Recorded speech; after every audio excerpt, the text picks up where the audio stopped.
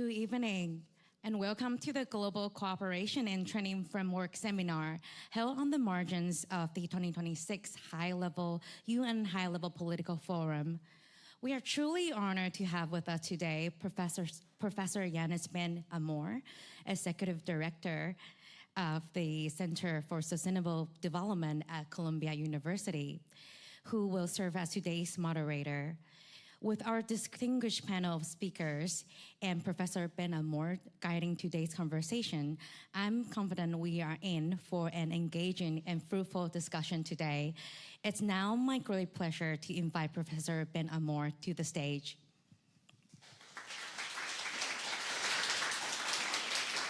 Thank you. Thank you so much. Good evening, distinguished guests, excellencies, colleagues, and friends.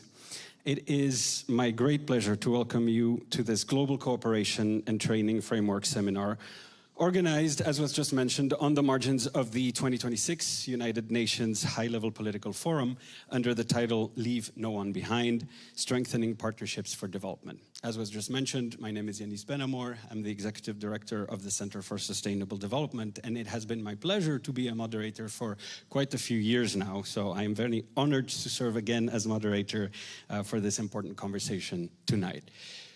Tonight's seminar comes at a critical moment. We are now in the final stages before 2030, and the promise of the Sustainable Development Goals remain both urgent and unfinished. The latest Sustainable Development Goals report of 2026 reminds us that global commitment to the SDGs remains strong, but that commitment alone is not enough. The central challenge before us is implementation. How we move from goals to means, from shared aspirations to practical delivery, and from declarations of solidarity to partnerships to create measurable improvements in people's lives. This is precisely why today's theme is so timely. Leave no one behind. It's not only a moral principle, it's also a practical test whether development cooperation is reaching the countries, communities, and populations that face the greatest barriers. Small island states confronting climate vulnerability, communities needing resilient infrastructure, energy, and digital connectivity. Young people seeking opportunity, and local institutions working to deliver under growing pressure. The Global Cooperation and Training Framework offers a valuable platform for this kind of exchange. It recognizes that development is not advanced by one actor alone. It is advanced through trusted partnerships, technical cooperation, capacity building, shared learning, and the willingness to connect expertise with local priorities. It also invites us to ask a more demanding question, not only whether partnerships exist, but whether they deliver. Whether they mobilize resources quickly enough, whether they strengthen institutions, whether they respond to uncertainty, and whether they give developing countries real choices. So we are fortunate this evening to have a rich and diverse set of voices. Following opening remarks from Ambassador Tom Lee, Director General of the Taipei Economic and Cultural Office in New York, we will have keynote perspective from the Honorable Joël Clark of St. Kitts and Nevis, Ambassador John Silk of the Republic of the Marshall Islands, and Ms. Pei Fen-Xie of Taiwan ICDF. We will then move to a panel discussion representative from the United States, the United Kingdom, Australia, and Japan. So, as moderator, I will invite our speakers to reflect on several practical questions. How can development partnerships move beyond traditional technical cooperation towards more integrated and impactful outcomes? How can democratic partners provide credible, timely, and scalable alternatives for countries facing urgent financial needs? How can GCTF work closely with partners to improve delivery on the ground? And how can concepts such as human security guide cooperation in ways that are concrete, sustained, and relevant to people's daily lives? So, let me thank all the convening partners, Taiwan Ministry of Foreign Affairs, Taipei Economic and Cultural Office in New York, Taiwan ICDF, Permanent Mission of St. Kitts and Nevis to the United Nations, Permanent Mission of the Republic of the Marshall Islands to the United Nations, the United States Mission to the United Nations, Permanent Mission of the United Kingdom to the United Nations, Permanent Mission of Australia to the United Nations, and Permanent Mission of Japan to the United Nations. And of course, I want to thank all of you, both here in the room and online, for joining this discussion. So it is now my absolute pleasure to invite Ambassador Tom Lee, Director General of the Taipei Economic and Cultural Office in New York, to deliver the opening remarks. But let me first properly introduce our host. Ambassador Tom Lee is Director General of the Taipei Economic and Cultural Office in New York. Ambassador Lee has built an esteemed career in diplomacy with a significant contribution to Taiwan's foreign service over the past 3 decades. Prior to this role, he was Taiwan's Ambassador Extraordinary and Plenipotentiary to St. Kitts and Nevis from 2018 to 2021. He was also Director General of the Taipei Economic and Cultural Office in Vancouver, Canada, between 2016 and 2018. His experience also includes serving within various departments within the Ministry of Foreign Affairs, focused on East Asian, Pacific, and Latin American affairs. The floor is yours, Ambassador Lee.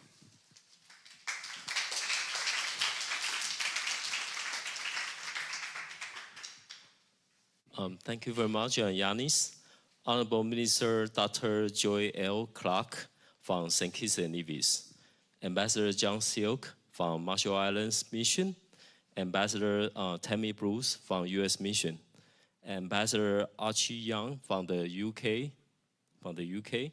Acting DPR Ms. Shiona McKenna from Australia Mission, Minister Mr. Takatoshi Mori from Japan Mission, Deputy Secretary General Ms. Peifen Xie from Taiwan ICDF, Excellencies, distinguished guests, good evening. My name is Tom Jichang Lee. I'm the Director General of Taipei Economic and Cultural Office in New York. So on behalf of TECO New York, I want to welcome all of you to today's event. I would like to begin by congratulating our friends from the Marshall Islands and the St. Kitts and Nevis on the successful presentation of their voluntary national reviews, VNRs, at the UN High-Level Political Forum on Sustainable Development, and by thanking them for highlighting their strong partnership with Taiwan in implementing the Sustainable Development Goals. Speaking of international partnerships, GCTF remains one of Taiwan's most important platforms for engaging in international cooperation. Just last month, our President Lai Ching-te personally attended the GCTF event in Taipei, underscoring the importance of such global partnerships. Our Ministry of Foreign Affairs has also placed special emphasis on establishing a live stream for this meeting so that the valuable insights shared here can be conveyed in real time to key decision makers in Taipei. Of course, Taiwan continues to face many challenges in international participation, particularly within the UN system. However, we are not alone. Today, I'm pleased to welcome our GCTF partner countries, the United States, the United Kingdom, Australia, and Japan. I'm confident that under the guidance of our old friend, Professor Yanis Ben-Amor, these more intimate settings builds on strong mutual trust, enabling us to engage in more candid and meaningful exchanges and further advance our partnerships. Finally, I would like to take this opportunity to express our heartfelt appreciation to our diplomatic allies, partner countries, and like-minded nations. Together, we have worked to counter the misinterpretation of Resolution 2758, which has been used to suppress Taiwan's international participation and restrict opportunities for our young participants to engage with the United Nations.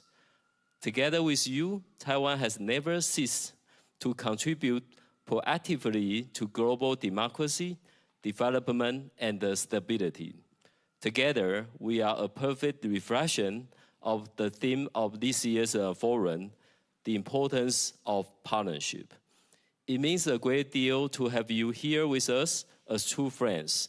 And as friends, let's give a cheer for England as they head to the World Cup semifinals. Thank you. Thank you. Thank you, Ambassador. Although I will not open up the debate about the World Cup, having possibly another country as my favorite, which I will disclose to you maybe after the event. Ambassador, thank you so much for your opening remarks, and again for hosting us as you do every year under the auspices of this very important conversation. I also want to congratulate St. Kitts and Nevis and Marshall Islands for the submission of your successful voluntary national review. I think that's a remarkable achievement. So, on this note, we are moving now to the keynote part of our program, and it is my absolute pleasure to welcome the Honorable Dr. Joëlle Clark. So, Dr. Joëlle Clark is Minister of Sustainable Development, Environment, Climate Action and Constituency, Empowerment of St. Kitts and Nevis. A dedicated environmentalist, educator and biodiversity conservation advocate, she has led and supported programs focusing on recycling, climate action, conservation, and education for sustainable development. As a senator in the National Assembly, Dr. Clark has advanced the government's sustainability and climate resilience agenda, including the National Sustainable Island State Agenda, which aims to transition St. Kitts and Nevis into a climate resilient and sustainable island state by 2040. She has also helped lead major environmental reforms, including the implementation of the single-use plastic ban and legislation related to environmental protection, community beautification, and safety. In 2025, Dr. Clark was appointed Vice President of the United Nations Environmental Assembly Bureau, representing Latin America and the Caribbean for 2025-2027. Her work also includes mentorship and advisory roles with organizations focused on women's and girls' empowerment. It's my pleasure to welcome you to the podium.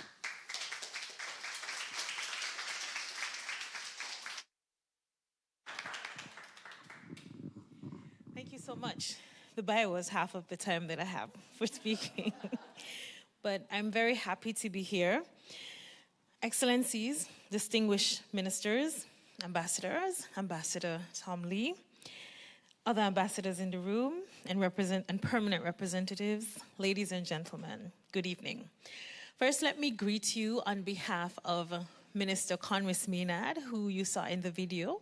He was the one who was scheduled to be here, but had some unfortunate scheduling conflicts, and so I am happy to present on his behalf and really speak to the partnership between St. Kitts and Nevis and the Republic of China, Taiwan, and our Sustainable Island State Agenda. By now, I'm sure we all know of the African proverb which says, if you want to go fast, you go alone. But if you want to go far, you go together. And very few proverbs capture the essence of sustainable development more powerfully than this simple truth. The SDGs were never intended to be achieved by countries acting in isolation. They are a shared global commitment requiring governments, development partners, communities, academia, and private sector to work in pursuit of a common future. For St. Kitts and Nevis, the future has been shaped by one very enduring partnership. This year marks 42 years since St. Kitts and Nevis and the Republic of China, Taiwan established diplomatic relations on the 9th of October, 1983, 1 week after our nation gained independence. 9th of September, sorry. Across 4 decades, our friendship has matured into something far deeper than diplomatic cooperation. It has become a partnership grounded in mutual respect, shared democratic values, technical excellence, and a common belief that sustainable development succeeds when countries build solutions together. As we prepare, tomorrow we present our voluntary national review. Today we presented our national statement. To do so tomorrow, we do so with profound appreciation for partners who have helped to transform this national ambition into measurable progress. Of course, Taiwan occupies a truly special place for us. Our national development journey is guided by the Sustainable Island State Agenda. It's a homegrown vision for the future of St. Kitts and Nevis, seeking to build a country that is resilient, prosperous, and inclusive while remaining fully aligned with the SDGs. Yes, if there is one lesson that we have learned, it's this. Development is not the sum of individual projects. It is the strength of institutions that sustain progress long after projects have ended. That philosophy defines the partnership with St. Kitts and Nevis and Taiwan. So consider the challenge of water. Across the Caribbean, climate change is forcing us to rethink one of our most fundamental assumptions, that fresh water will always be available when we need it. Longer droughts, changing rainfall patterns, and growing demand require new solutions. Working together with Taiwan, St. Kitts and Nevis has fundamentally changed its approach to water security. The commissioning of our new desalination plant has provided a climate-resilient source of potable water for our capital city and has helped deliver reliable 24-hour water service to thousands of households.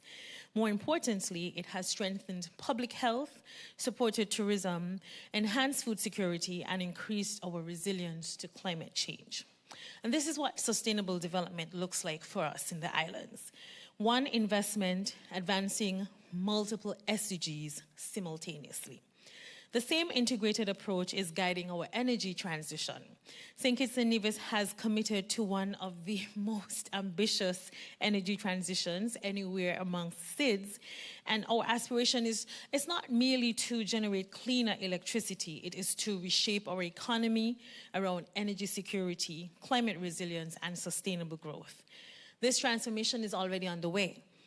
We are unlocking our geothermal potential, expanding solar energy, modernizing our electricity network, and investing in technologies that will make renewable energy reliable, resilient, affordable for future generations. But before renewable energy could become an engineering challenge, it first had to become an institutional one. And that's where Taiwan understood. Through our Renewable Energy Expert Dispatch project, Taiwan invested first in our people. Engineers, policymakers, and technical officers strengthened their skills through dozens of specialized training programs and technical exchanges. Renewable energy regulations were drafted, practical policy recommendations developed, and a national roadmap prepared to guide our journey toward renewable electricity and energy. Today, through the Green Energy Transition Demonstration Project, that foundation is being translated into action as we strengthen distributed solar generation, modernize our electricity system, and prepare for a cleaner, more resilient energy future. I hope these illustrate the important lessons here. Infrastructure changes that we build, capacity changes that we're capable of becoming, and the same philosophy extends beyond water and energy. Together with Taiwan, we're investing in people. Women entrepreneurs are receiving the support they need to grow their businesses. Young people are gaining practical financial skills and stronger pathways to employment, while small enterprises, the backbone of our economy, are becoming more resilient and competitive. Already, we have more than 120 women-owned businesses which have benefited, created opportunities, and extended their reach well beyond individual entrepreneurs to strengthen families, communities across our federation. Together, we are strengthening mental health services through better policy development, professional training, community outreach, and early intervention programs.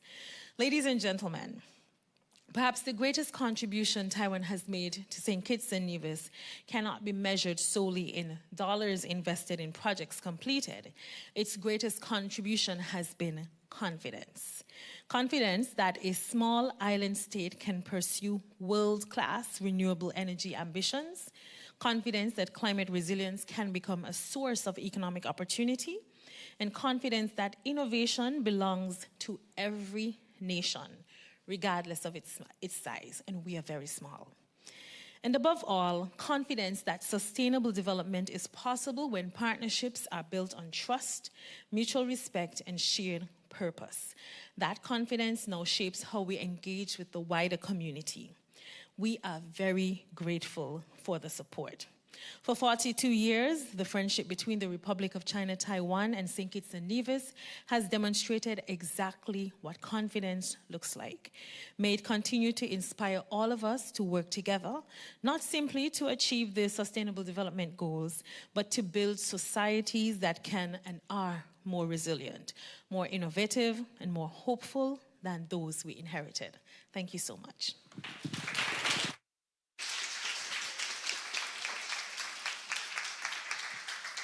Thank you so much, Minister. I'm going to call you back to the stage in a second. So, you were talking about one of the examples how St. Kitts and Nevis is dealing with water shortages. I'm sure everybody has heard about the fact that Europe is now going through its third or fourth heat wave, and countries like Italy and France are actually experiencing severe water shortages, to the point, like in Italy, I heard this morning that actually the sea is now flowing upstream into rivers and is completely salinating crops and killing them, which is a terrible issue. So it's interesting in the context of global cooperation to think that now that you have gone through this, you could be in the position to actually provide helpful solutions and ideas to European brother countries. But thank you for reminding us about the 42-year partnership with Taiwan. And so you've given us just a little bit of some of the partnerships that you have been able to do together. As the Minister for Sustainable Development, Environment, Climate Action and Constituency Empowerment, are there any initiatives particularly that you found to be the most interesting and the most powerful?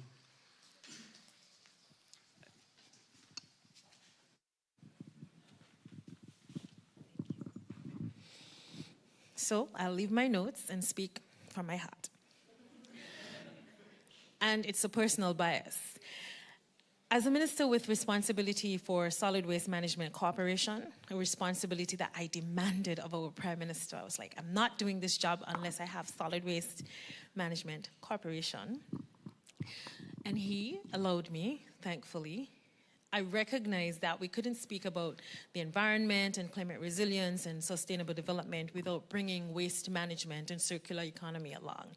And Taiwan has been our greatest partner in pushing circular economy, which is a critical pillar of our sustainable island state agenda. Through this, we've been innovative, creative, and we have been able to include the most important generation in any ambition towards circularity, the young people. And this has been an exercise over the past 4+ years of going into the schools, having parents and teachers and community workers have competitions across St. Kitts and Nevis to collect plastic bottles, passing by some of the bar shops and seeing that they have huge bags outside where people can come and collect bottles, or getting a message from an elderly person in the community saying, I have all these bottles and I don't know how to get them to the program, and we're moving trucks and buses, etc. I even seen my own father struggle every weekend to pile up the bags of plastic bottles to get to the recycling site. That, for me, is how community engagement and government works to make programs real. And Taiwan has been our greatest partner in this event, in this actual programming of recycling and circularity. And so we've moved from collection and recycling of plastic bottles to cardboard to tin, and we keep going. And the other day we launched our new baler, and everyone was wearing a plastic shirt, a pink shirt made of 12 recycled bottles. We shipped them all the way to Taiwan and back to St. Kitts and Nevis, and it was a big deal, but it was real to the students, to the people who participated, to the communities. And for me, partnership, diplomatic partnership, must be real to the people on the ground, and that is the best part of the experience with the Republic of China, Taiwan. Thank you.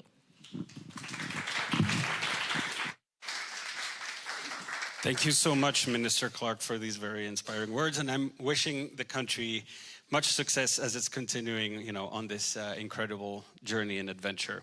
So we are continuing with our program in the keynote session, and it's my extreme honor to invite Ambassador John M. Silk. So Ambassador John M. Silk is Ambassador Extraordinary and Plenipotentiary and Permanent Representative of the Republic of the Marshall Islands to the United Nations.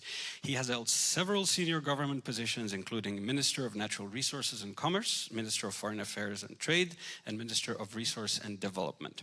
Ambassador Silk has represented Ebon Atoll in the Nitijela, the Parliament of the Marshall Islands, since 2000, and has served on several parliamentary standing committees, including Appropriation, Public Accounts, Ways and Means, Resource and Development, and Foreign Affairs and Trade. He has also represented the Marshall Islands in major international forums, including the United Nations General Assembly, the Pacific Islands Forum, the United Nations Framework Convention on Climate Change, and the Western and Central Pacific Fisheries Commission. Before entering politics, Ambassador Silk worked in law and journalism. He is the member of the Marshall Islands Bar Association and the Marshall Island Law Society. The floor is yours, Ambassador.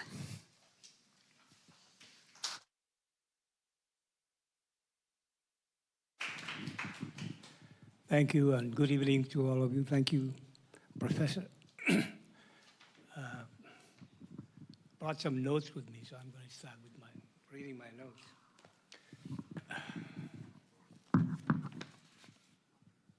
Ambassador Tom Lee, Excellencies, Ambassadors, ladies and gentlemen. Taiwan and the Marshall Islands have worked in strategic alignment to build and forge partnerships rooted in the Pacific Islands scaled solutions to effectively target and incentivize growth in key sectors, in core social service sectors, and also expanding to small business development in trade, infrastructure, connectivity. The Diplomatic Alliance Prosperity Project with Taiwan has provided the Marshall Islands with an invaluable opportunity to targeted priority and coordinate sector growth with island-driven strategies and targeted finance.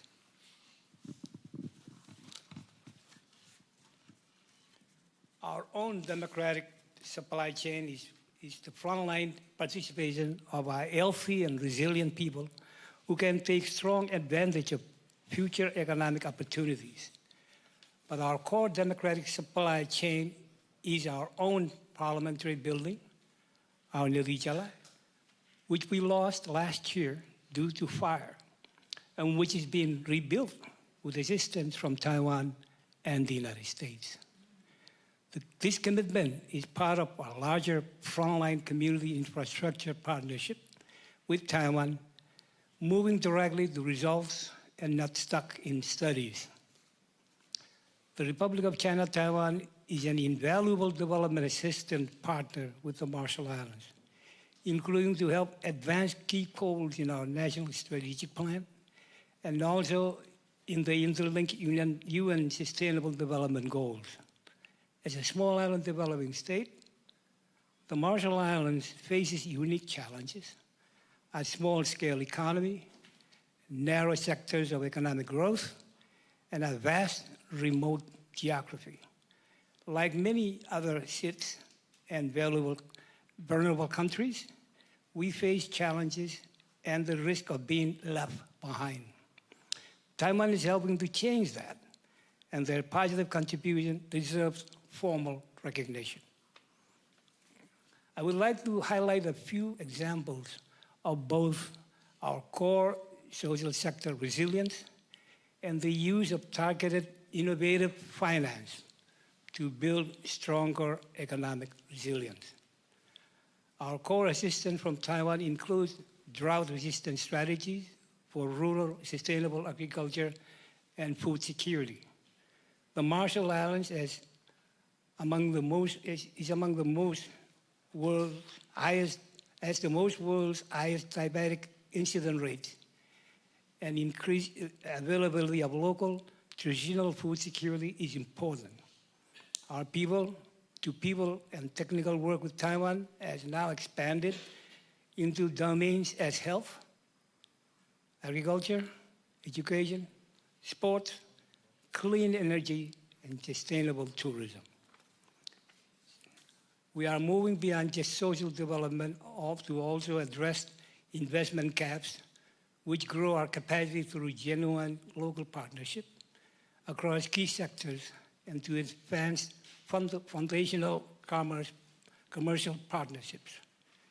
The economic resilience of loan fund.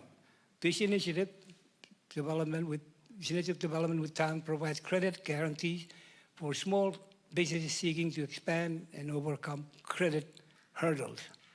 This is vital in providing locally driven participation at community level to make sure we can better achieve participation in our local community.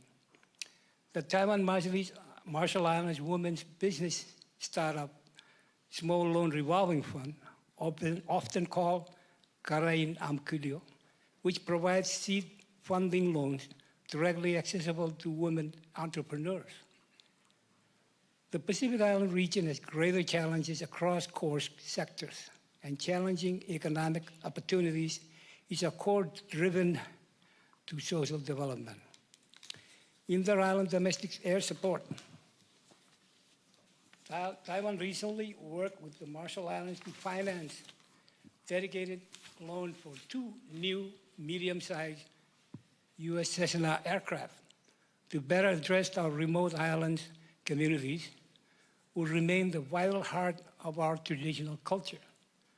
This provides improved access from our most remote populations to social sector visits, and when paired with infrastructure investment in runway improvements, a more reliable connection to investment. These are only a few recent illustrations of where we have come from with Taiwan as a key diplomatic partner, but also where we can go. And while there is more effort needed to strengthen informal and formal coordination platforms with other key development assistance from close partners, there is potential for far more informative action in the future. Coordinated pipelines of action could and should be strengthened to intervene at community scale. Actions which build our institutions and our frontline economic partnerships, which can better intervene in priority areas.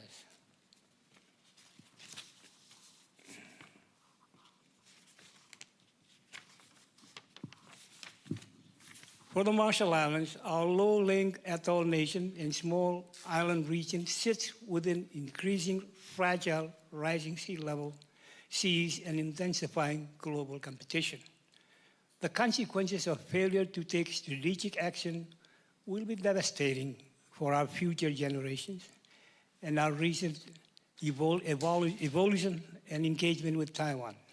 We value our partnerships as an opportunity to build on our joint commitment to democracy, freedom, human rights, and the rule of law.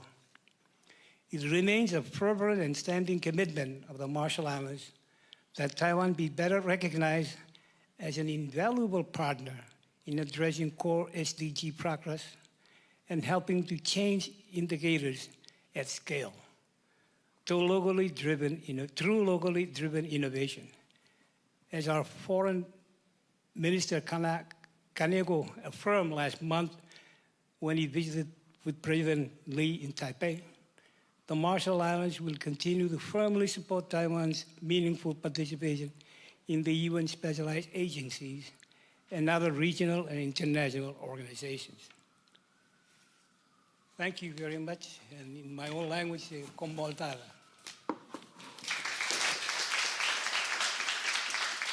Thank you. Thank you so much. Actually, you will probably want to keep this since I will be asking you a question. Thank you so much, Ambassador Silk. Thank you also for reminding us the role that Taiwan wants to and can play in, sustainable development and global partnerships. So I am a health expert.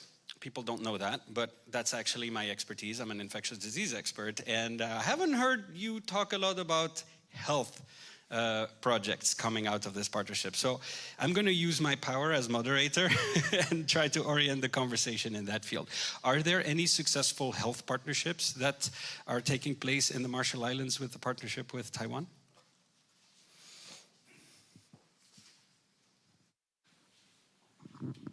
Thank you for the question, Professor.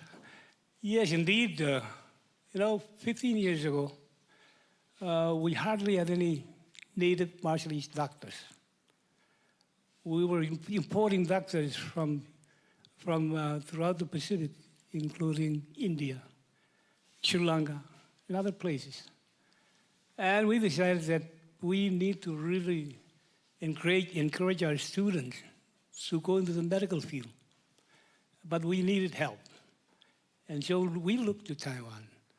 And through a program that we have set up, many of our students, excuse me, always does that. Let me just shut up. But really,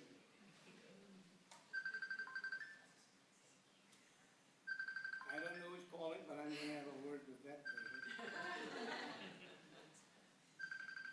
Come on.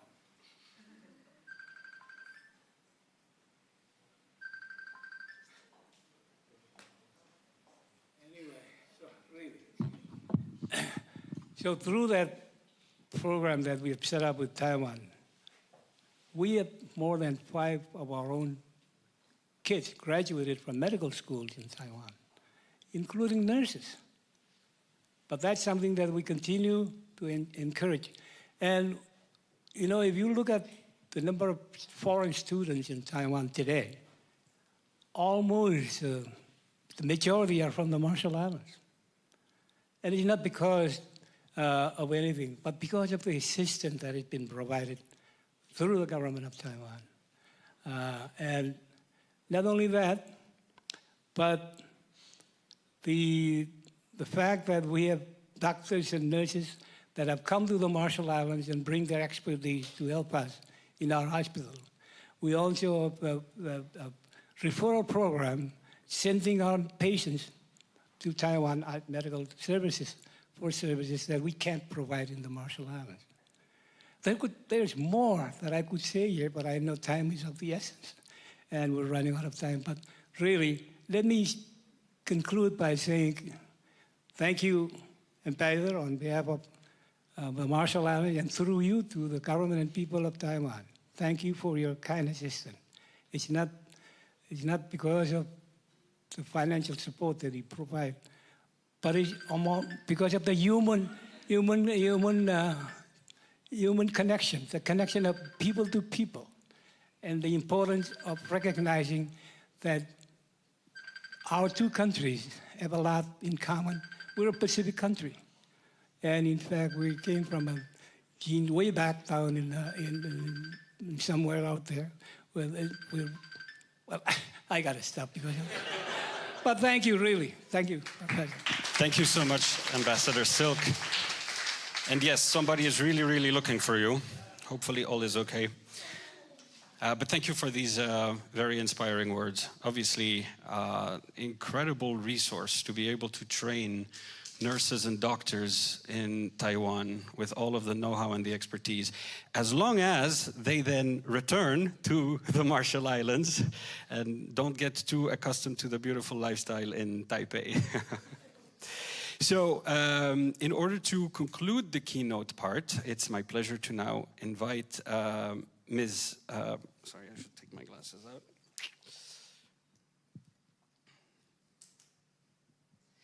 Ms. Pei-Fen Xie. She serves as Deputy Secretary General of the Taiwan ICDF, which means International Cooperation and Development Fund, where she contributes to Taiwan's international development cooperation and global partnership efforts. She brings extensive experience in international relations, diplomacy, law, public policy, and multilateral engagement. Ms. Xie has held several senior roles in international affairs, including spokesperson, director, and deputy director of the International Affairs Department of the Democratic Progressive Party. She has also served as Policy Research Associate at Taiwan's National Security Council and as Secondary Secretary, Election Officer, and Advisor at the Permanent Mission of Tuvalu to the United Nations. Her broader international engagement includes work with Liberal International, the Council of Asian Liberals and Democrats, the New Frontier Foundation, and the Taiwan Network Information Center. Her areas of expertise include international relations, international law, international organizations, human rights, and gender issues. Ms. Ye holds a Master in Public Policy and an LLM from Harvard University, minor university. Sorry you didn't choose Columbia, as well as an LLB in law and a BA in political science from National Taiwan University. The floor is yours.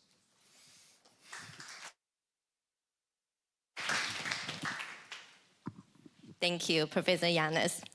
Ambassador Lee, Honorable Dr. Clerk, Ambassador Silk, Ambassador Bruce, Ambassador Young, and Acting DPR McKenna, and also Minister Mori, and Excellencies, distinguished guests, ladies and gentlemen, good evening.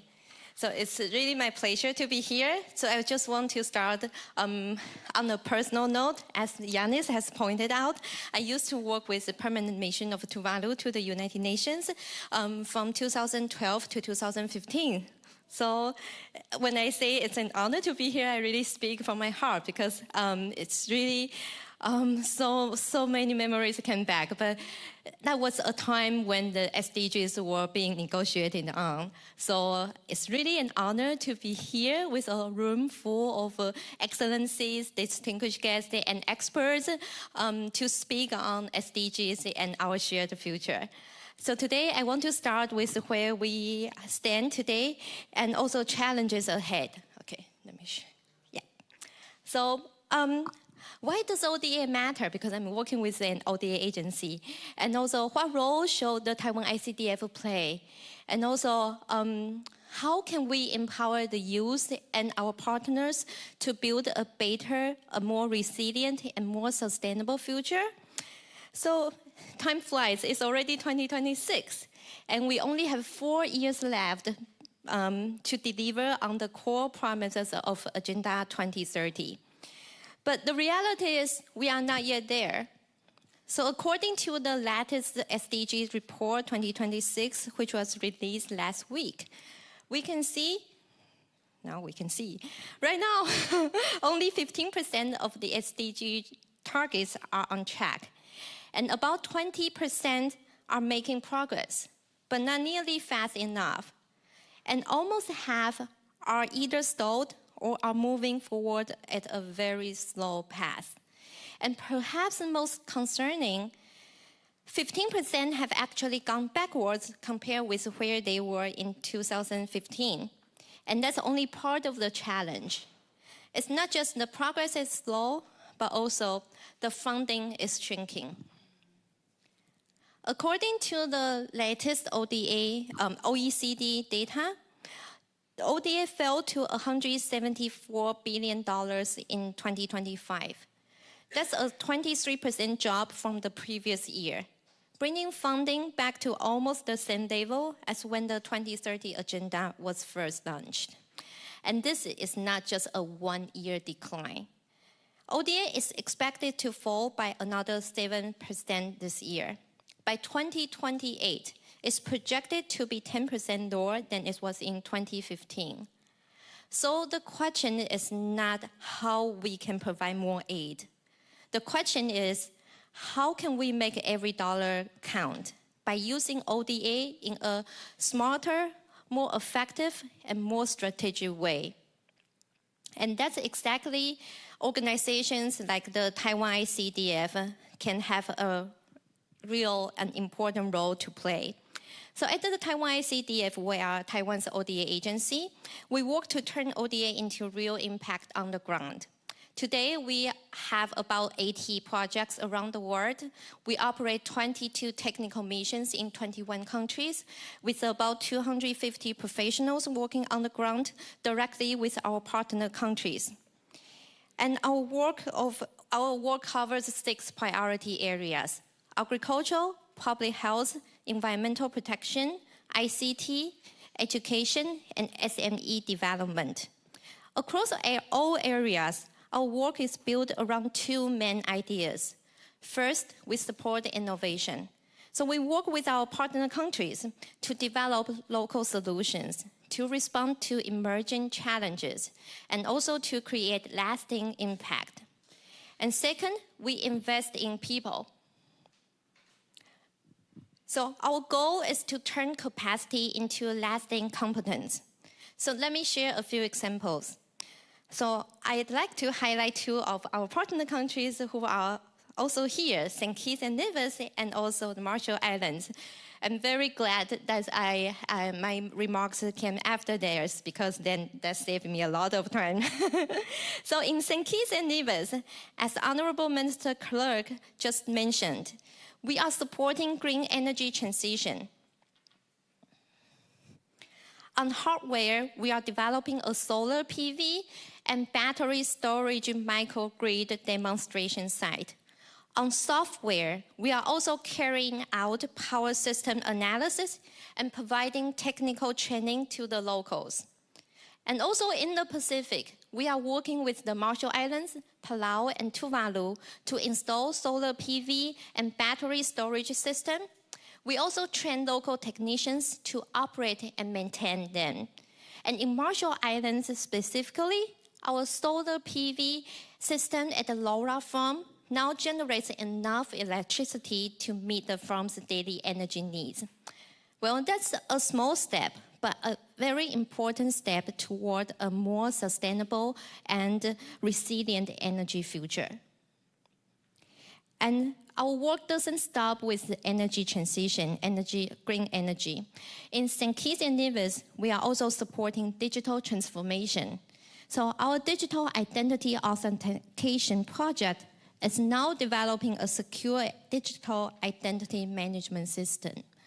The EID prototype is currently being tested, so it will be able to lay the foundation for a safer and more reliable digital services.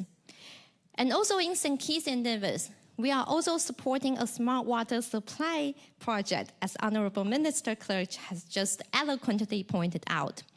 Our desalination plant was completed and officially commissioned this February. The plant can now ensure a reliable 24-hour supply of safe drinking water that meets WHO standards. These are just a few examples of our work with our partner countries. And also, let me turn to the second idea, investing in people. According to the SDGs report released just last week, one of the biggest challenges in achieving the SDGs is the gap in education and skills. Today, around 273 million children and young people are still out of school, and 1 in 5 young people are not in education, employment, or training. So that's why investing in people is so important, as Ambassador Silk has also rightly pointed out. So one way we do that at the Taiwan ICDF is through our Taiwan Global Past Founders Initiative. So last year, young participants from St. Kitts and Nevis explored Taiwan's experience in sustainable tourism and community-based development. And also young students and professionals from the Marshall Islands learned about smart agricultural and innovative farming technologies. And also, every year, we provide 2-week professional workshops that respond to global development priorities. So we have a series of professional workshops. So this year in 2026, many of our programs, our workshops focus on SDG 11, which is sustainable cities and communities. In our Smart and Resilient Cities workshop, we teach the participants how to use the quantum GIS for risk mapping, for urban planning, and also for disaster management. And also in our ecotourism workshop, participants learn to explore smart tourism, low carbon development, and community-based approach. So we are helping our partners prepare for the digital future as well. And that's why This year, we offer AI in agricultural workshop, semiconductor workshop, you know, that's Taiwan's comparative advantage, and also cybercrime and AI literacy workshops, and so on and so forth. So in closing, our work is ultimately about people and partnerships. By empowering young people with the skills, opportunities, and technologies they need, we help them become the leaders of change in their own communities. And also, through building strong and lasting partnerships, we turn knowledge into real actions, and we turn ideas into real impacts. So I'm really, really glad that today we have so many partners here. So with our partners in this room, we can scale up solutions that create more innovative, resilient, and sustainable future. So that's my remarks. Thank you very much. Thank you so much, Ms. Ye. Don't go too far. I'm going to have a question for you. But first, if you will allow me, I'll share a personal story about ICDF and how I got connected to them. So you know by now that I teach at Columbia. Health. So now we're going to go deeper. I teach actually global health and public policy at the School of International and Public Affairs, SIPA. And in 2018, I had a student from Taiwan. Didn't know that he was actually working for the Ministry of Foreign Affairs until graduation.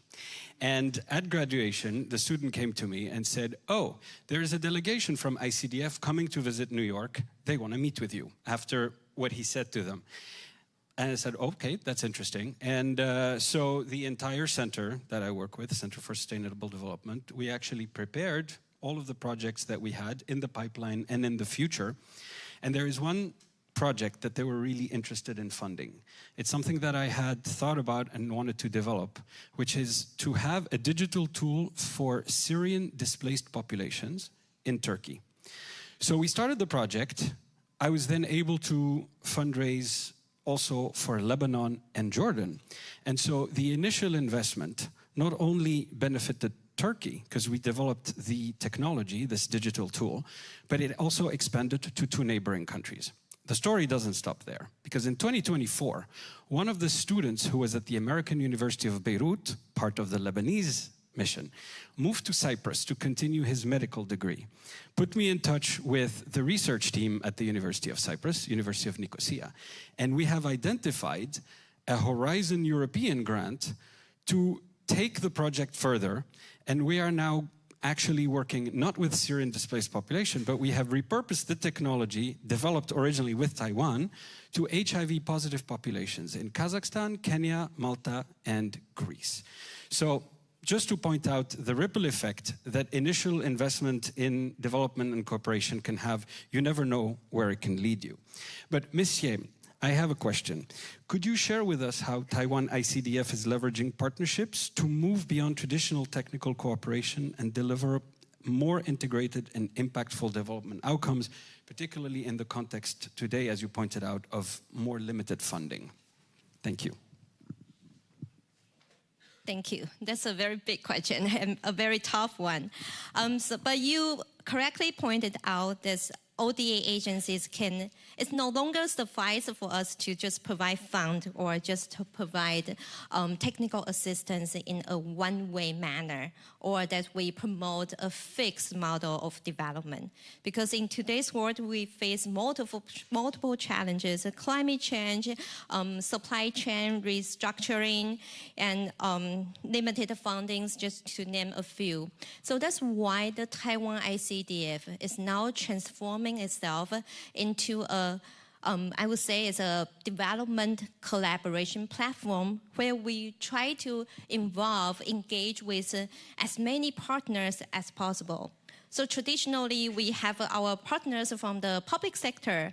So now we also have partners from private sectors, from INGO, from think tanks, from also ODA agencies, from other like-minded countries.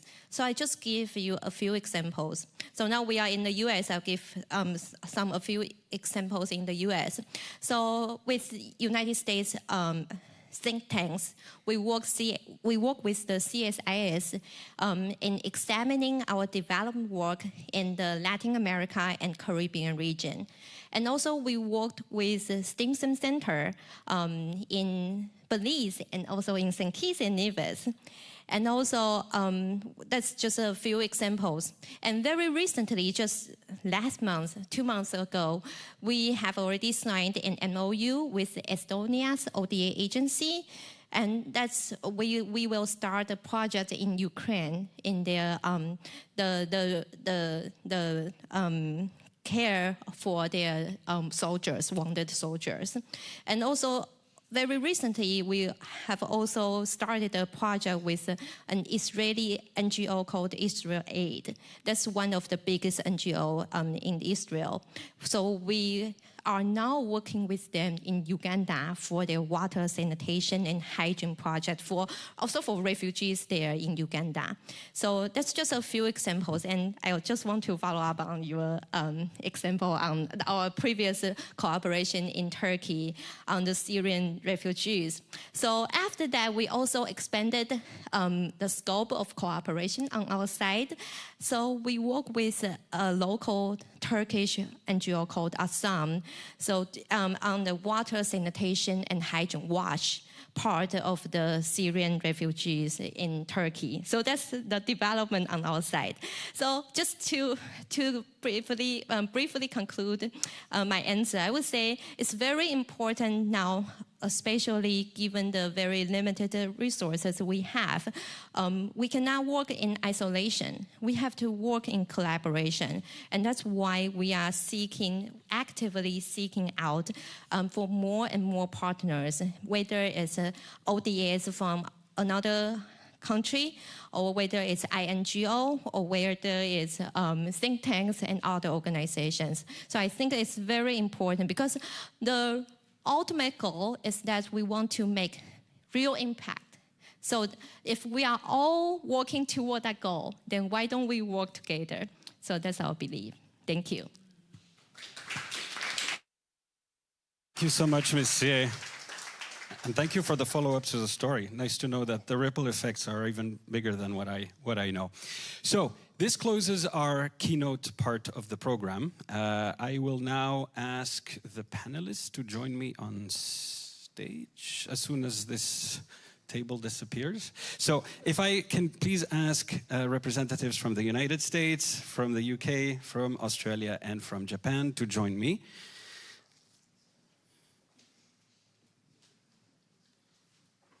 I think, yes.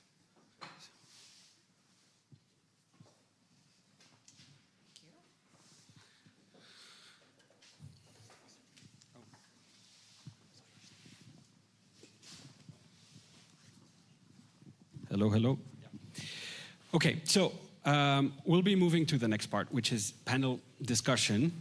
We are extremely honored to have 4 distinguished panelists with us. So I will give you the floor one after the other. I will ask you a question at the end of your panel, just to keep the momentum going. And so it's my absolute pleasure to start with our representative from the United States, Ambassador Tammy Bruce, sitting to my right. Ambassador Bruce serves as the Deputy U.S. Representative to the United Nations in New York, a position to which she was nominated by President Trump and confirmed by the U.S. Senate in December 2025. In this role, Ambassador Bruce represents the United States at the United Nations, advancing U.S. interests and engaging with international partners on a broad range of global issues. Prior to her current appointment, Ambassador Bruce served as senior advisor to the U.S. representative to the United Nations, and as the White House public delegate to the United General Assembly. She also held the position of U.S. Department of State spokesperson, where she advised the Secretary of State on press relations and served as the department's principal voice on U.S. foreign policy. In this capacity, she delivered public briefings and directed strategic communications on behalf of the Secretary and the department.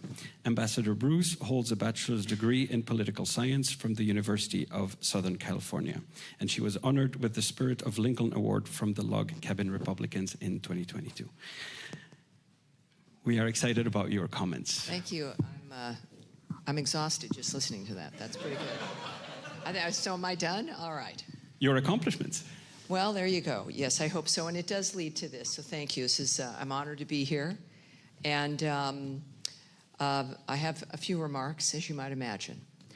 So first of all, thank you, Director General Lee. Appreciate it. And to our co-organizers from Japan, Australia, and the United Kingdom. It is an honor to join our partners for this very important conversation. Today's event sits at the intersection of two false narratives that China is promoting throughout the UN system.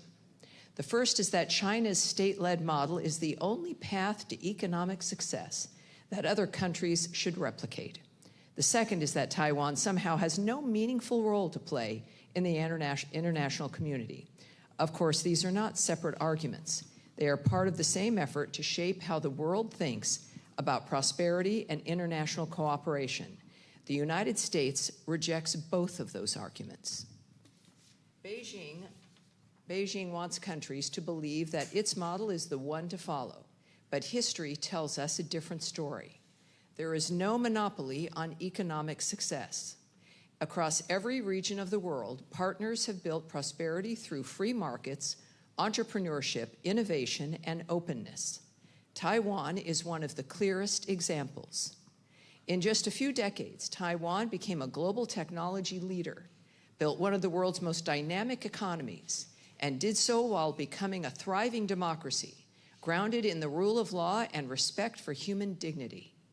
Taiwan proves something important. Economic success and democratic values are not in conflict, of course. They reinforce each other.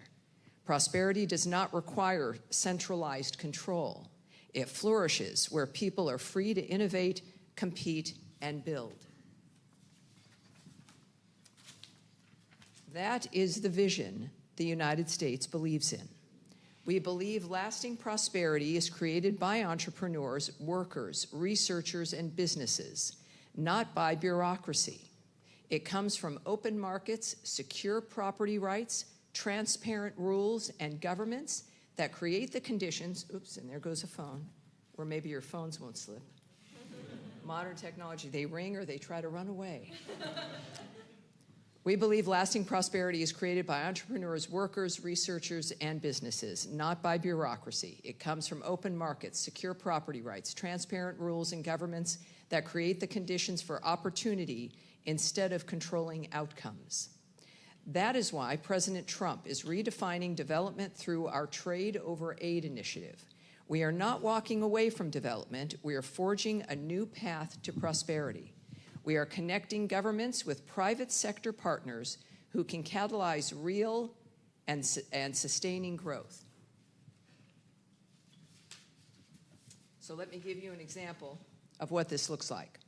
During Deputy Secretary Landau's trip to the Pacific Islands this year, how many of you were aware of that or were there and saw him? He's a remarkable man. You all know, of course, Secretary Rubio. Deputy Secretary Landau is also pretty terrific. He visited the Pacific Islands this year. Over 80 American companies connected with regional partners, and we announced an additional $150 million in funding and grants. The United States remains the world's most generous nation, contributing a combined $3.8 billion in humanitarian aid so far to OCHA. But let me stress a critical point here. Development should not create dependency. It should create opportunity. It should help countries build self-sustaining economies driven by trade, investment, and private enterprise. Taiwan belongs at the center of that conversation. Taiwan is not just a participant in global development. It is a leader. From semiconductors and public health to disaster response and resilient supply chains, Taiwan shares expertise, builds capacity, and works with partners based on mutual benefit. It is an exciting time to be alive when this is possible, and Taiwan shows us that. and it is doing so by working with the United States and other partners. In the Pacific, we've collaborated with Taiwan to deliver everything from digital connectivity to air connectivity. More broadly, Taiwan's Diplomatic Allies Prosperity Project leverages its extraordinary industrial strengths to assist the development of allies and bolster democratic supply chains. That stands in sharp contrast to the alternative. Too often, Beijing uses trade, financing, and international institutions to create leverage rather than partnership. It also seeks to exclude Taiwan, including by distorting UN General Assembly Resolution 2758 to claim it precludes Taiwan's meaningful participation in international organizations. It does not. Excluding Taiwan does not make the international system stronger, it makes it weaker.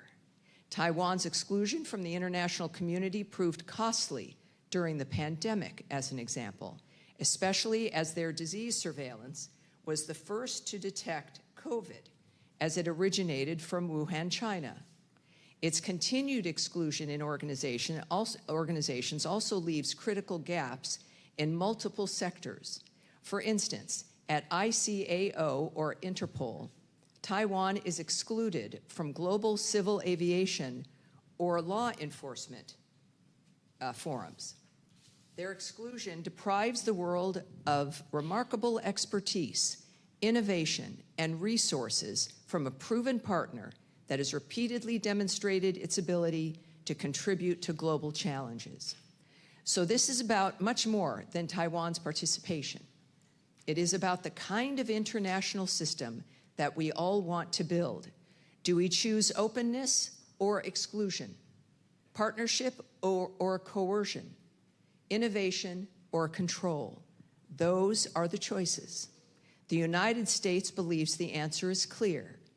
We will continue to champion an international system that welcomes capable contributors, rewards innovation, and delivers real results for people.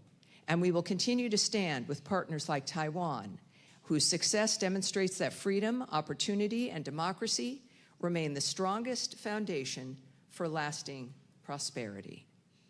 Thank you. Thank you, Ambassador Bruce. That's a very strong and powerful message and support for Taiwan. Beautiful. Not that we have an opinion, but we do. Yes.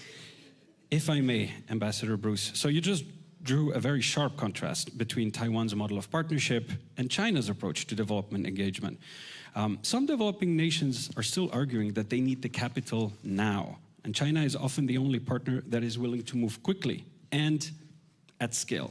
So how does the United States respond to countries that feel they have no practical alternative to the Chinese financing model? And what concrete steps is the US taking to ensure Taiwan and democratic partners actually can compete? Well, speed and scale, as we know, matters. We're in a world that moves very quickly. Not so long ago, it would take us days to find out if there was an earthquake somewhere or if there was a tragedy. Now we learn about it within 60 seconds because of social media. So we have a world where we must be able to act quickly. We don't have days or weeks or months. We have sometimes minutes, other times luxury of a few hours perhaps. So it does matter. But there's a big difference, I think, when we look at timelines and what, if I may say, fast capital from Beijing really represents. But there's a cost to it. And I think that's what is worth talking about. Especially with the trade over aid framework, is when you're dealing with fast money and the dynamic of what occurs in the process of what China promises versus what ends up being the case, which is a direct dependency within the framework of their intervention in a country. These are things, of course, where we have leadership, which has to contemplate what is the actual dynamic cost to a people and to a nation, and how do they have to consider that. And of course, the rest of the world has to adapt as well. So what we're doing, and I think this is key when we make our argument about not wanting there to be dependency, is bringing in private sector companies, hooking them up with the right companies in the nations we're addressing, with the right nations, with the right governments, and introducing this idea that it's not just about handing money to someone and stopping a process that may be ongoing that's been difficult for a nation, but actually creating a dynamic that builds something that can endure, that makes a difference in a country over time, that then can become part of that nation. But mostly, as I think all of our speakers really have addressed, is the importance and the value of the human beings involved in this process. Is that what do we bring to them? Just the ability to get through another day or another week?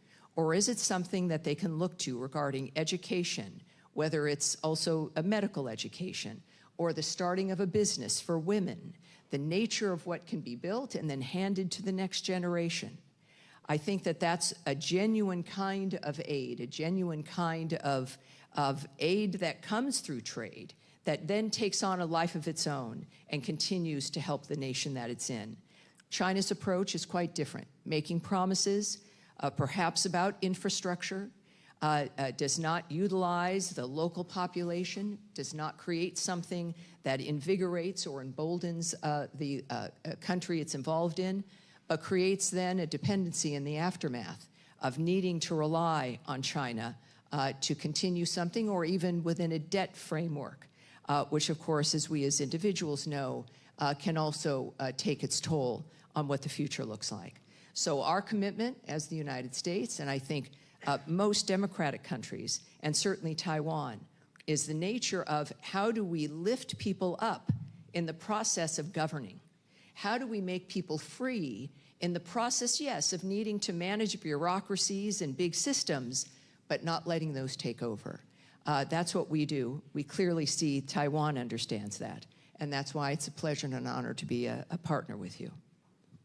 Thank you so much, Ambassador. You know, I couldn't stop thinking a parallel with Minister Clark when she reminded us an African proverb: if you want to go fast, go alone. If you want to go far, go together.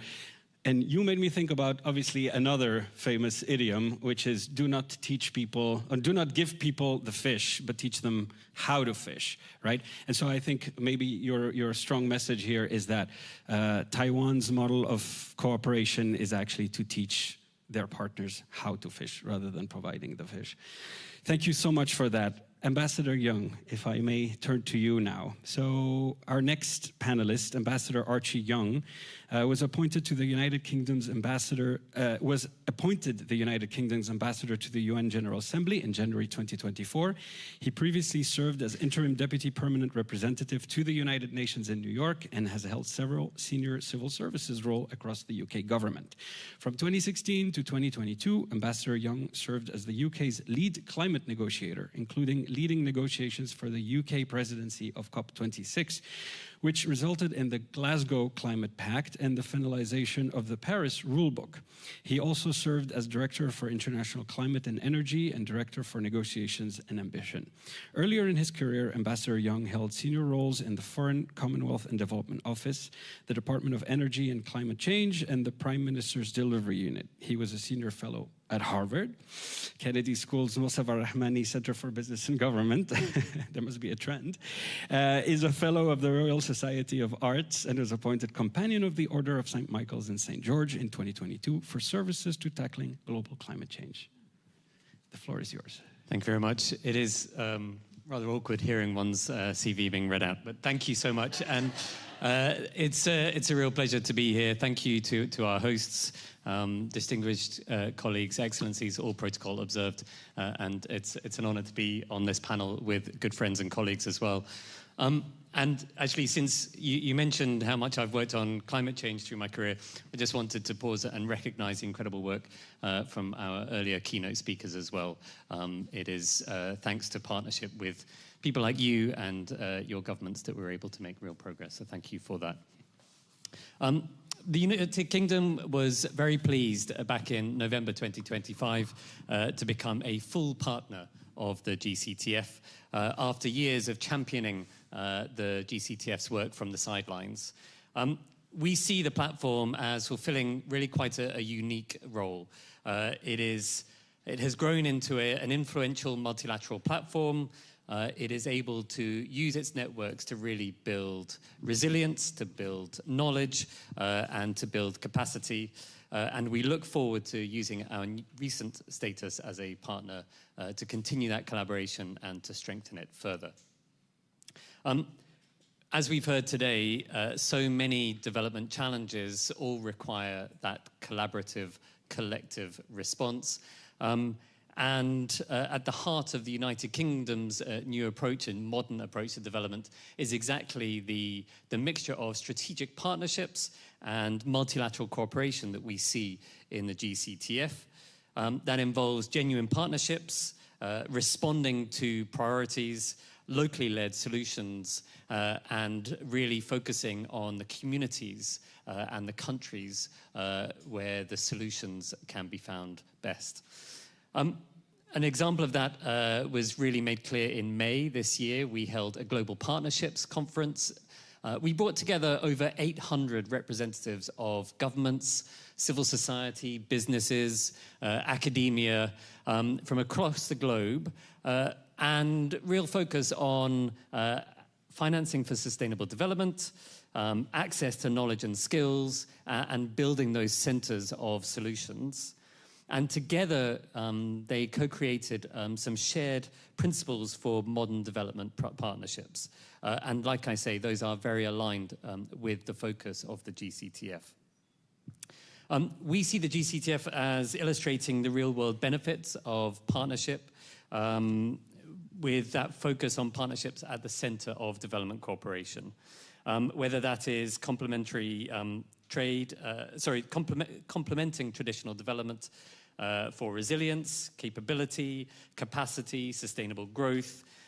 It is a franchise model that has enabled Taiwan's expertise and experience to reach a much broader set of communities across the globe, as we have heard today.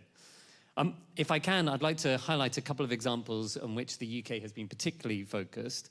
One was that United Kingdom trainers were very proud to participate in the medical resilience capacity building program that was recently delivered in Taipei and in Kaohsiung, which strengthened partners' capabilities, particularly on blood management and austere critical care.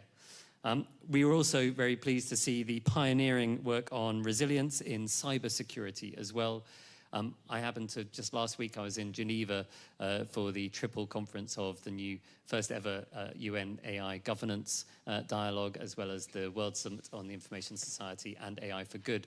And these questions about governance and cybersecurity and new technologies are ones that we are all grappling with, and we need to find the answers from as many places as possible. We heard earlier as well the context in terms of insufficient progress in delivering the SDGs, with roughly 35% either on track or making limited progress. And it is in that context that we see it even more urgent that we benefit from the full range of skills and expertise across the globe, wherever it can be found. And we see in particular Taiwan's experience on pandemic preparedness, on climate resilience, on digital governance, and disaster response as being some of the many areas where we look to continue to collaborate, and we know that partners across the globe can benefit. And that is one of the reasons why in May, the British office in Taipei, alongside many international partners, we joined them in reaffirming our support of Taiwan's meaningful participation in the work of the World Health Organization, participation as observer in the World Health Assembly, and why we continue to support Taiwan's meaningful participation in international fora where statehood is not a prerequisite, or as an observer or a guest where it is. Can I once again thank everybody for really valuable contributions today, and also welcome the opportunities that we have for learning from and benefiting from the expertise and experience of partners in Taiwan, and also all colleagues here today. Thank you. Thank you so much, Ambassador Young, for highlighting some of the contributions of the UK to the GCTF. Maybe as a follow-up question, so how can the GCTF work more closely with the UK government and other partners, by the way, to improve the delivery on the ground for developing countries? Thank you. Well, I would start actually with it's events like this that can be really valuable, but also moving from events like this and seminars like this to actually building on much more practically focused. So from seminars amongst diplomats to the shared learning amongst practitioners. I think that's one area that we can really see practical benefits in. A second, and tonight was a good example of it, is learning and benefiting from the multiple different ways that we have to turn the words that we say about listening into practical action. What does it mean to have locally led solutions, to listen to and learn from and respond to development partners' priorities? We all need to get better at that. And actually, I think that is not something that is just something that the UK can do. I think it's something that UK can do with GCTF, with all the partners here.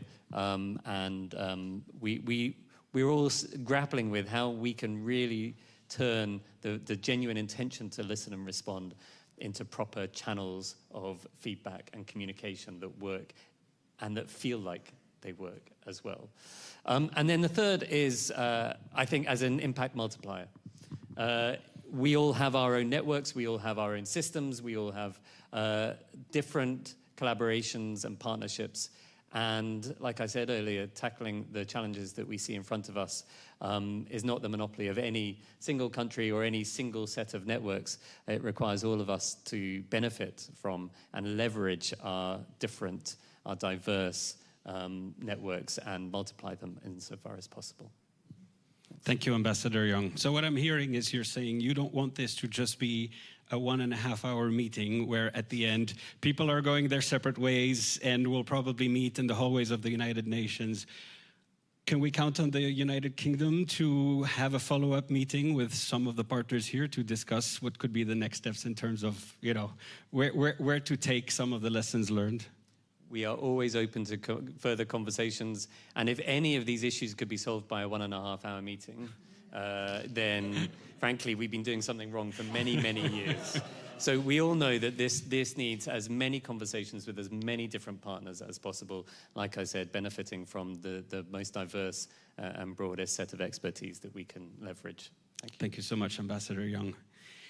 If I may now turn to Ms. Shauna McKenna, Counselor, Development and Humanitarian Affairs from the Permanent Mission of Australia to the United Nations. So you have had that role since January 2024. Prior to that, Ms. McKenna has led teams in Australia's Department of Foreign Affairs and Trade, DFAT, covering issues related to education, scholarships, and Pacific affairs, and was previously posted to Fiji and the Philippines. Before joining DFAT, Ms. McKenna worked on communications, civic education, and development in Timor-Leste, Afghanistan, Yemen, and Sudan with the UN and international NGOs. Ms. McKenna has a Master's of Science, Politics in Gender, Rights, and Development from the University of Glasgow. The floor is yours. Thank you very much, Professor Amor. Thank you. It's a real pleasure to be here and to be speaking on this distinguished panel. May I please also thank our hosts for bringing us together this evening, and I would like to acknowledge the keynote speakers that we've heard from this evening, speakers from Taiwan, of course, the Marshall Islands, St. Kitts and Nevis. Thank you so much for sharing your valuable insights, and also to my fellow panellists. It is a pleasure to join fellow GCTF partners, Japan, UK, the US, on this panel. Australia is proud to be a full partner of the Global Cooperation and Training Framework. I think it's been mentioned, it's a time of increasing uncertainty marked by intensifying strategic competition, economic pressures, accelerating climate impacts, development financing constraints, and shocks that travel further and faster than ever. So partnership is not simply desirable, it is essential. The GCTF provides a practical platform to share expertise, to build capacity, and to strengthen partnerships. And we value our cooperation with Taiwan and support its meaningful participation in addressing shared challenges. Sustainable development is stronger when all voices are heard and when practical cooperation helps countries build the confidence and capability to shape their own futures. The theme of tonight's discussion, Leave No One Behind, Strengthening Partnerships for Development, could not be more relevant. As the international community approaches the final years of the 2030 Agenda for Sustainable Development, progress depends on effective partnerships, inclusive cooperation, and locally led solutions. Australia remains firmly committed to the Sustainable Development Goals and to an international development approach grounded in listening, respect, and genuine partnership. Our experience across the Indo-Pacific demonstrates that development outcomes are strongest when they are partner-led, responsive to local priorities, and supported by broad coalitions of governments, communities, civil society, and the private sector, and multilateral institutions. And this principle is reflected in Australia's international development strategy, in our development cooperation across the region. Last year alone, Australia supported nearly 2.9 million people to improve adaptation to climate change and disaster resilience. We reached over 800,000 people through food security initiatives, and we supported 54 countries to strengthen their health systems and worked with partners to advance inclusive growth and governance across the Indo-Pacific region. For Australia, 3 elements are essential to effective partnerships.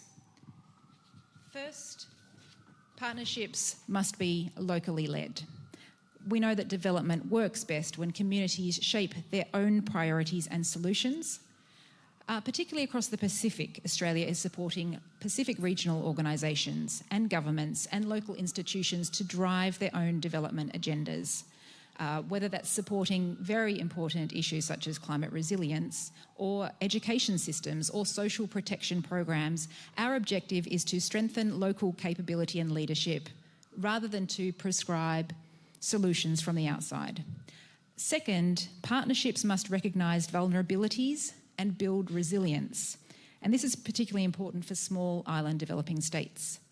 Pacific countries contribute the least to global emissions, yet face some of the most severe consequences of climate change, including sea level rise, extreme weather, and economic shocks. Australia is working closely with Pacific and other regional partners to improve access to climate finance, strengthen disaster preparedness, expand renewable energy, and advance adaptation initiatives that protect lives, livelihoods, and critical infrastructure, including through the Tuvalu Coastal Adaptation Project, a climate resilience initiative funded jointly by Australia, New Zealand, Taiwan, and the US. And third, partnership must bring together complementary strengths. So this is one of the strengths of the GCTF. Taiwan's technical expertise, combined with the experience and resources of GCTF partners and the leadership of partner countries, can help address real-world development challenges in areas including energy resilience, health security, agriculture, and disaster preparedness. For Australia, partnership is both a development principle and a practical expression of our national interest. A peaceful, stable, and prosperous Indo-Pacific is in Australia's interest, and development cooperation helps build the conditions in which that future is possible. Ultimately, no one can navigate today's challenges alone. Stronger societies, stronger institutions, and stronger partnerships make every challenge more manageable. At a time when many development actors are stepping back, Australia remains committed to working with trusted partners to strengthen resilience, expand opportunity, and support sustainable development outcomes. Thank you. Thank you so much, Ms. McKenna. You started your remarks by talking about the increasing uncertainty. So I want to ask you about that. How is Australia approaching partnership in this time of increasing uncertainty? And what does partnership actually look like exactly? If you could provide a few examples for our audience. Absolutely, thank you. So actually what I'm going to do, if you will excuse me, is draw on some remarks made by our Minister for International Development. So yes, we listen and we take note of Minister's very important comments. Honourable Dr. Anne Ali very recently delivered a keynote speech in Sydney, And she spoke very clearly about how Australia is approaching development partnerships in this time of uncertainty.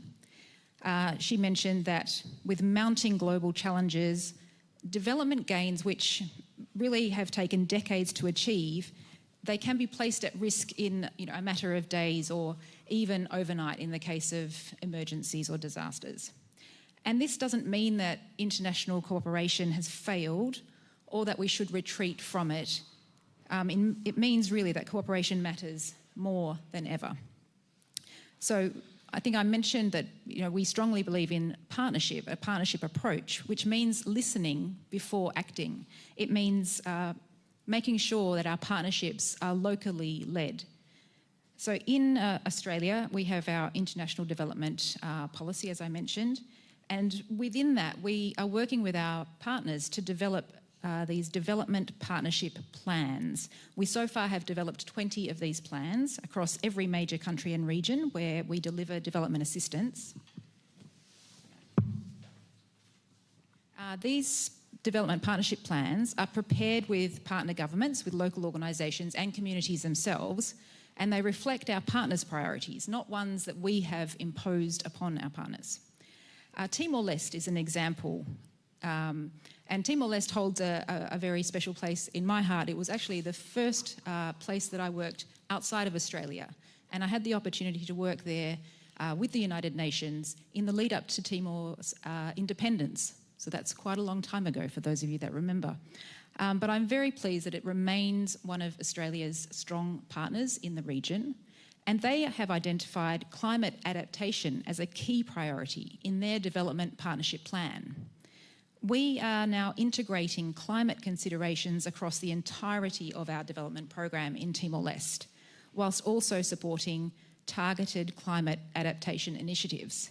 What this reminds me of is how we have grown over many, many years in our approach to gender equality and the empowerment of women and girls.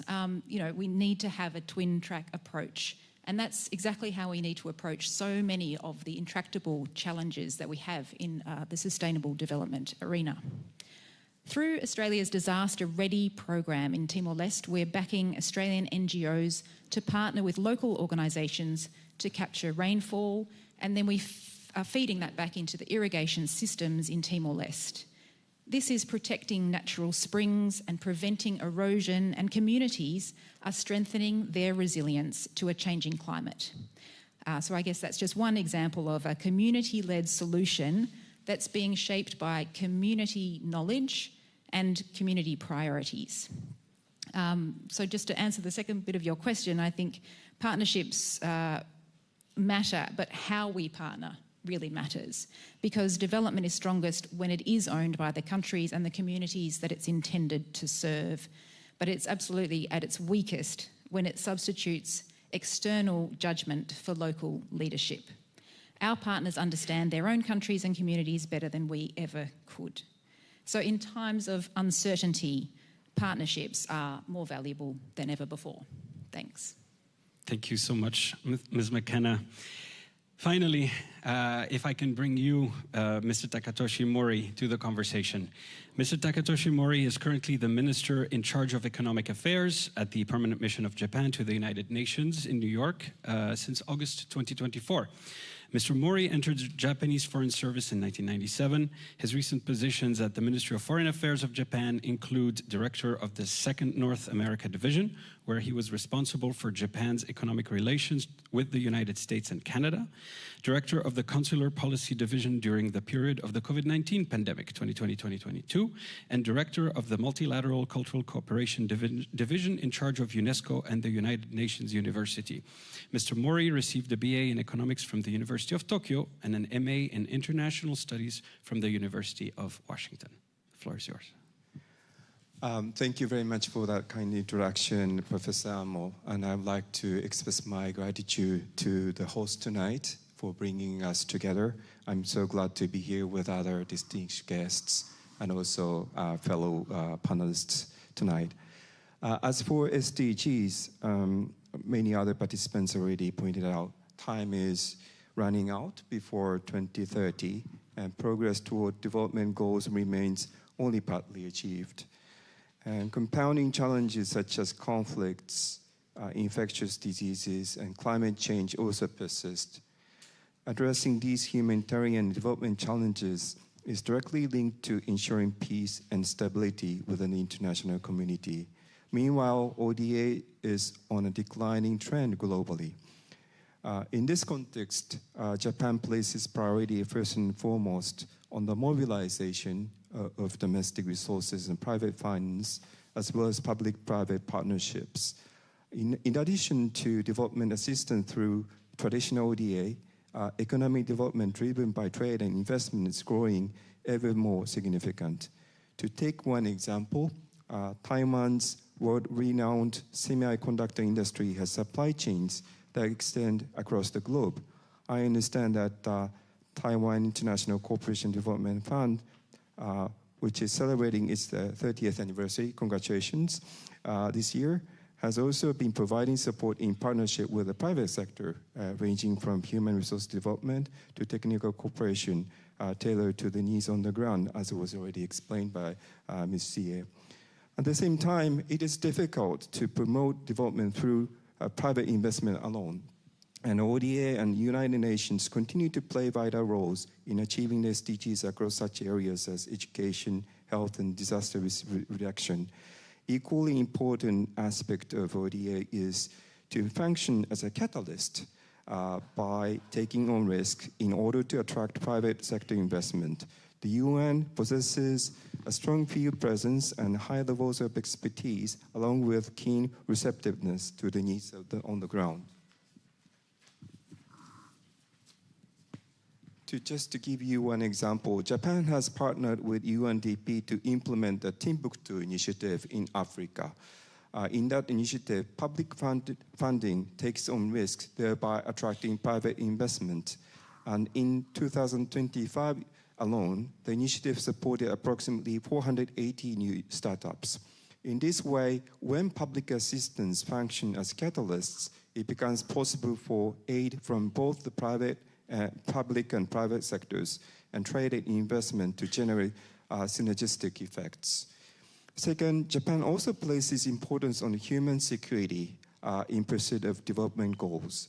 Human security is an approach that focuses on individual well-being and seeks to protect each person's life and dignity through cross-sectoral approach.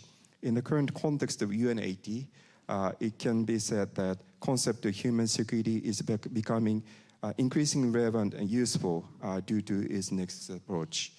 On June 22nd last month, the group of Friends of Human Security organized the first Human Security Award ceremony, which aimed at deepening people's understanding of the merits of human security and widely disseminating its concrete practice throughout the world so as to help alleviate the hardships faced by vulnerable people.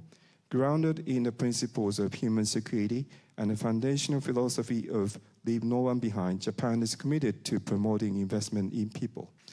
Achieving the SDGs and addressing global challenges require the world to work together as one, and Japan wishes to collaborate with Taiwan as well in these efforts. From that perspective, Japan stated, for example, in its statement at the General Debate of the World Health Assembly, Japan believes that geographical gaps must not be allowed to arise when responding to health crises, including infectious disease emergencies, and that the experiences of regions such as Taiwan, which have demonstrated remarkable achievements in public health, should be fully utilized. Japan will continue to work in close partnership with Taiwan to address the wide range of challenges facing the international community. Thank you. Thank you so much, Mr. Mori. And congratulations on launching the Human Security Awards. Maybe a quick question.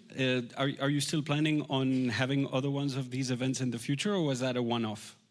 I can answer that. Yes. And then, since I'm talking about human security, if you could just remind the audience, relationship between human security and reaching the SDGs. Thank you for that question. This Human Security Award is a new initiative, new attempt initiated by the three co-chairs of a group of Friends of Human Security, namely Japan, Costa Rica, and Senegal. And I guess there are two aspects which motivated us. One is now international community faces multiple challenges. And who suffer the most when we think about that is obviously individuals on the ground, those vulnerable people. So we wanted to encourage efforts which empower people on the ground who work on empowering individuals. And the second thing is that, of course, UN agencies do great jobs in delivering projects. But now in the context of UN80, it's becoming more and more important for those agencies to work together in a more efficient ways. So when we selected those 6 awards, actually, we included in our criteria that projects not conducted by a single agency, but with multiple agencies, with partnership, that was our criteria, which was the aim was to award those projects to work together hand in hand with other institutions. And I was at the ceremony, and I came to realize the importance of recognition. Here in New York and at the United Nations, we are used to listening to statements. But those people who were rewarded were really eager and really keen to share their actual stories to make that happen. And so I think you asked about the future direction of this Human Security Award, but of course it will be ultimately up to 3 co-chairs to decide. But we would like to continue this endeavor with improvements building upon lessons we learned from this year's experience, because we think it deserves so. And your question about relationship with SDGs, my observation is that it's been about 10 years since SDG journey has started. And there have been national level efforts. But more and more, it doesn't mean that national level efforts continue to be important. But at the same time, local level efforts like so VRR instead of VNR becoming more and more important to shed light on community level efforts. So I think this human security aspect or lens, shedding light on individuals, is also important. Just to give you one example, recently in one of those awards given to was Pacific Islands projects led by IOM, which was to help out providing support for relocation because of climate change. And of course, that project brought in great progress for making improvement to the situation on those islands. But at the same time, it contributed to SDG 13. So I think it's very meaningful that these efforts will be taking place jointly. And I think human security lens can be beneficial for achieving SDGs as well. Thank you. Thank you so much, Mr. Mori. And hopefully you can have a second and a third edition of the Human Security Awards. Ladies and gentlemen, round of applause for our distinguished panelists. Thank you so much. Our event is drawing to a close. If you may please join back your chairs. I will now conclude this event. Distinguished guests, excellencies, colleagues, and friends. So, as we bring this seminar to a close, let me first thank all of our speakers and panelists for their thoughtful and substantive contributions this evening. See, I wrote this before, but obviously knowing that it was going to be substantial. I was in for a treat. So we began with opening remarks from Ambassador Tom Lee, and then we had the privilege of hearing keynote perspectives from the Honorable Dr. Joel Clark of St. Kitts and Nevis, Ambassador John Silk of the Republic of the Marshall Islands, and Ms. Bei Fen Xie of Taiwan ICDF. We also benefited just now from a rich panel discussion with representatives from the United States, the United Kingdom, Australia, and Japan. Together, these perspectives have given us a broad and practical view on what partnership for development mean in today's world. Tonight's discussion has reminded us that the phrase "leave no one behind" must be more than a guiding principle. It must be an operational standard. It asks us to look honestly at who is still excluded from progress, who remains vulnerable to climate shocks, debt stress, infrastructure gaps, digital divides, and limited institutional capacity. And then to design partnerships that respond to those realities. One of the important messages we heard tonight is that effective development cooperation cannot be limited to traditional technical assistance. It must be integrated, long-term, and locally grounded. It must connect financing, training, infrastructure, technology, institutional strengthening, and community ownership. And it must be judged not by the number of meetings held or declaration issued, but by whether it improves delivery on the ground. This is especially urgent as we approach 2030. So as I said in my opening speech, the latest Sustainable Development Report of 2026 reminds us that global commitment to the SDGs remains strong, but also that the world's central challenge is implementation, moving from goals to means, from aspiration to delivery, and from broad consensus to the concrete instruments needed to achieve sustainable development.